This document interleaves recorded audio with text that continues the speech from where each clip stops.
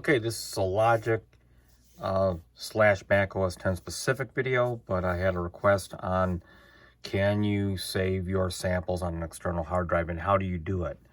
Okay, so I'm going to show you how to do it and then also kind of combine this video with how to organize your samples and your sampler instruments. Okay, so I'm going to pull up an ENX or EXS sampler right here. Okay, as you can see. And the best way to go about finding your patches is to click the little arrow next, which is kind of hard to see in this video maybe, but there's a little arrow every time you go to whether it's effects plugin, a channel strip setting in Logic, you click just to the left of that block like this. And there you go, you get a column, almost like a little finder window. And in this folder, it's important to notice a hierarchy structure: auto sample, factory, GarageBand. And this essentially is going to be what they call sample instruments. And this is going to be where all your sample instruments live. And they're going to be contained in 1 and 3 folders in Logic: auto sampled, factory, and GarageBand. Okay. And when we go in the Finder, we're going to kind of see exactly how this looks. Is going to represent almost the way it looks like in Logic. And for a while, just make note, in the previous versions of Logic, it goes back a few updates, that these folders were in hidden folders inside your library and application support folders. And it made it more difficult because you had to have permissions to get in there to make changes. Now these folders are located on your home hard drive in your music folder, and I'll show you in a second.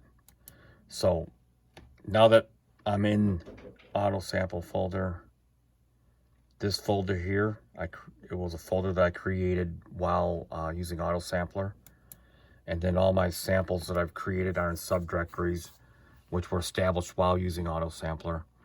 And you can kind of see the different folders that I created. And as of now, all my sampler instruments, and these are just patches that are linked to samples in separate folders, are organized as it is here. Okay. Now keep in mind, even though I created these folders and made these names while in the auto sampler, they cannot be managed in Logic after that. You have to go into the Finder. And then you can move patches around, rename folders, do whatever you need to do. And then it will update in here in Logic the next time you reboot or refresh the library. So, which is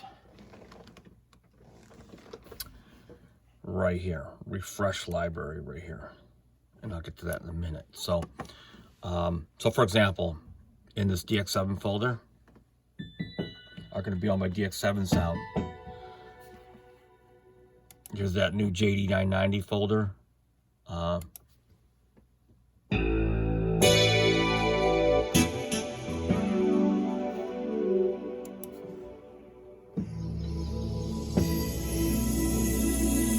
But if I need to make any changes, it's to be done in the Finder. So I'm going to show you right now. So, as a matter of fact, let me go bring Logic back up. I want to show you how this works. So I'm in my home hard drive, Logic, defaults, all these folders into what is your home folder, users, your name that you signed up for when you set your Mac up, and then music. This is like where your iTunes lives. By default, they have this folder called Music Audio Apps. That's where you want to be. You don't want to be in Logic. Main stage, right here. Okay, now, if you can see here,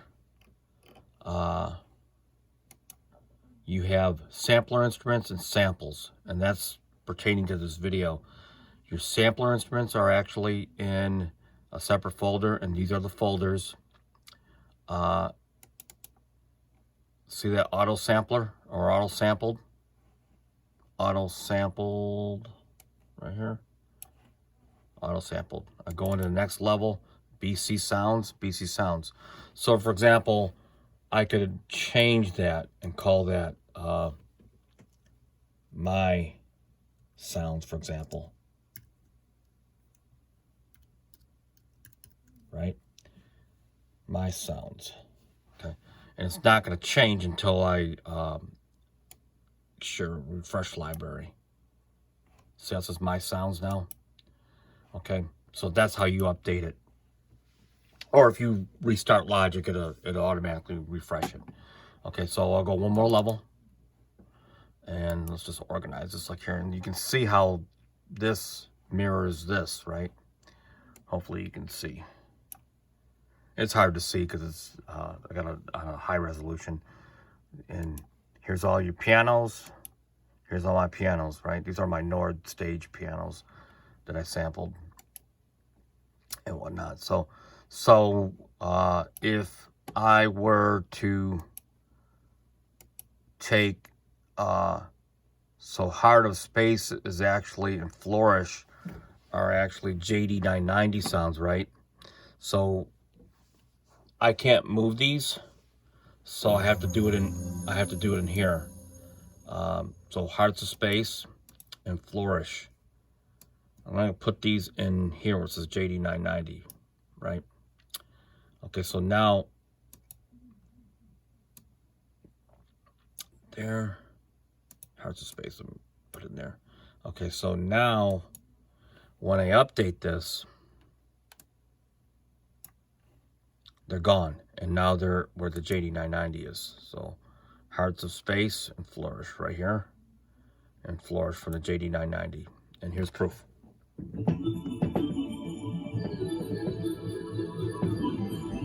Okay. All right. So that's part one of this video, managing your database within the Logic as it corresponds, or in your user folder, so it corresponds the way you want it in Logic. Okay. Like Experiment, these were like an Omnisphere patch, I believe.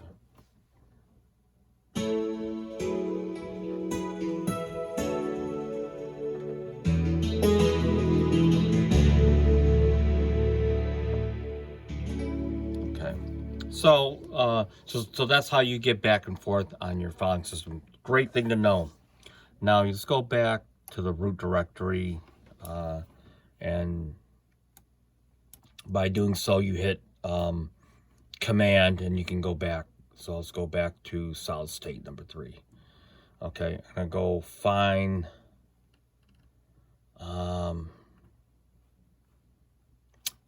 that's not where I want to go. Go back to my Mac Pro. Okay, so let's go back to users. We're going to take us all the way back to this folder here called music, and let's look at it like this. So hopefully you can see it. Music, audio apps. Now if you look at these folders that are in here, this part pertains to moving your samples to another library.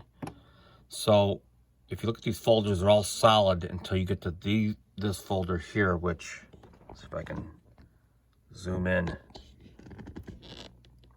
Okay, and you can see that there's 2 little arrows here, and those arrows denote that they are what they call exact aliases of an original folder.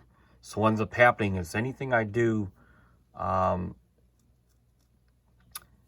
at the application level, which is in Logic, for example, will go to this folder here where it's normally stored, but it's going to shortcut it to another file location, which in this case, I have it on a solid state hard drive in my Mac Pro.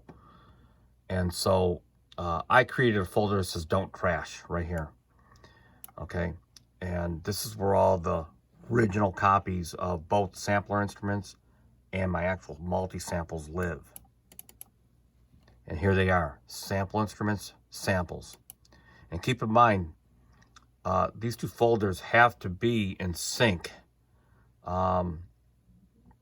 they're like these sampler instruments here, which you saw earlier, point directly to this folder, which is huge, by the way. It's got tons of folders of samples and pieces of patches of instruments that I've sampled, multi-sampled here. Okay, and there's a lot of samples. So if I go into here, and these are the samples right here. So, all right, and so these samples obviously live on another hard drive, and so the way you do that is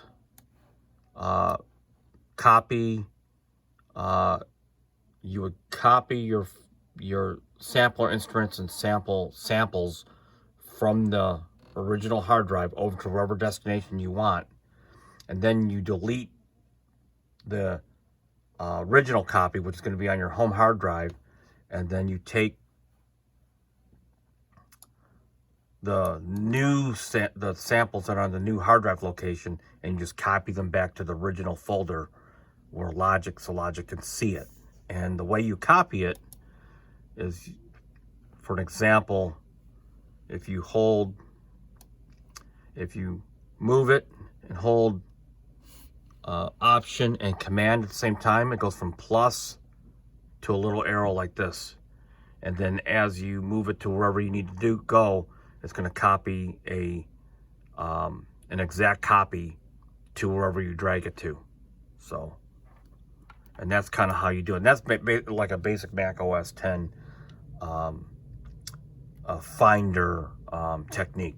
So, so if you do it right, any changes that you make or anything that you store from that point on goes to the folder. It actually goes through the portal of the alias folder, which I showed you earlier, and it goes into I'll go back here, I'll show you. So it kind of at the application level is going to see these folders because this is where it knows to go, but it's not going to copy it to actually this folder itself. It's going to go through the directory into the original folder, which happens to be now in solid state number 3. So that's pretty much how you do. Hopefully I explained it properly. And so that's pretty much how you do file aliasing and manage your samples from another hard drive in Logic.